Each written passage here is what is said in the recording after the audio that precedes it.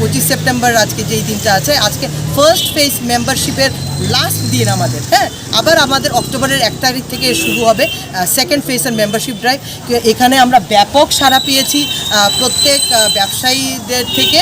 তো আমরা আশাবাদী যে ত্রিপুরা রাজ্য আগামী দিনে ভারতীয় জনতা পার্টির একটা মেম্বারশিপের একটা পার্টিকুলার হাইটে পৌঁছে গেছে। আমাদের আজকে 4,70,000 আমরা মোটামুটি ক্রস করে ফেলেছি।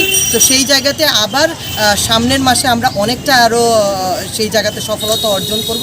সবাইকে এই ত্রিপুরা রাজ্যের প্রত্যেকটা জনগণকে ভারতীয় জনতা পার্টির মুখী হওয়ার জন্য নরেন্দ্র মোদীর যে ডেভেলপমেন্ট প্রজেক্ট এবং স্কিমস আছে সেইগুলোকে মান্যতা দেওয়ার জন্য এবং ওনাকে ব্যাপক হারে এবং ভারতীয় জনতা পার্টিকে ব্যাপক হারে আশীর্বাদ করার জন্য এবং মান্যতা দেওয়ার জন্য আমি পুরো ত্রিপুরাবাসীর সমগ্র এই জনতাকে বা জনগণকে আমি আমার তরফ থেকে শুভেচ্ছা এবং অভিনন্দন জানাবো। এবং সেই সাপেক্ষে বলবো আজকে একটা ব্যক্তির একটা মহৎ চিন্তাভাবনা, যেই জায়গাটাতে আমাদের নিজেদেরকে আগামী দিনে সবচেয়ে বড় ব্যাপার যেটা থাকে, যেটা রাজনীতির ঊর্ধ্বেও যায়, সেটা হচ্ছে কি মানবতাবাদ।